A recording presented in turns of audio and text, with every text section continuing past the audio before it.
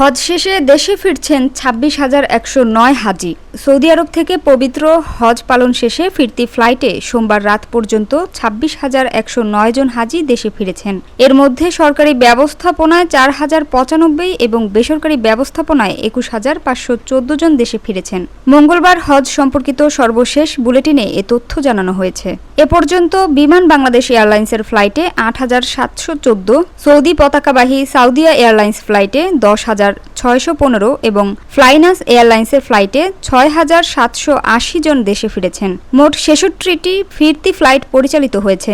এর মধ্যে ২২টি ছিল বিমান বাংলাদেশ এয়ারলাইন্সের, ২৭টি সাউদিয়ার এবং ১৭টি ফ্লাইনাস এয়ারলাইন্সের। এদিকে সৌদি আরব বাংলাদেশি হাজিদের জন্য স্বাস্থ্যসেবা ও তথ্য প্রযুক্তি সহায়তায় গুরুত্বপূর্ণ ভূমিকা পালন করছে।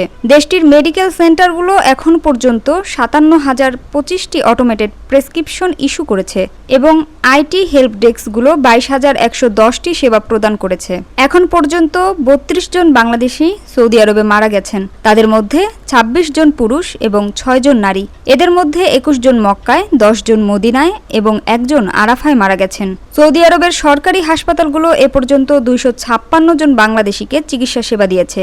এদের মধ্যে এখনও ২৭ জন চিকিৎসাধীন রয়েছেন।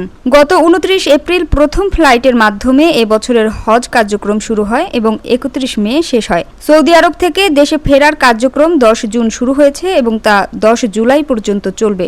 ধর্ম মন্ত্রণালয় ২০২৫ সালের হজের জন্য ৭০টি হজ এজেন্সিকে অনুমোদন দিয়েছে। এবছর হজ উপলক্ষে বাংলাদেশ থেকে মোট ৮৫,৩০২ জন ধর্মপ্রাণ মুসল্লি সৌদি আরবে গেছেন। হজ ব্যবস্থাপনা অফিস জানায়, কর্তৃপক্ষ বাংলাদেশিদের নিরাপদ ও মর্যাদাপূর্ণ প্রত্যাবর্তন নিশ্চিত করতে চলমান এ কার্যক্রম ও স্বাস্থ্যসেবার উপর নিবিড়ভাবে নজর রাখছে।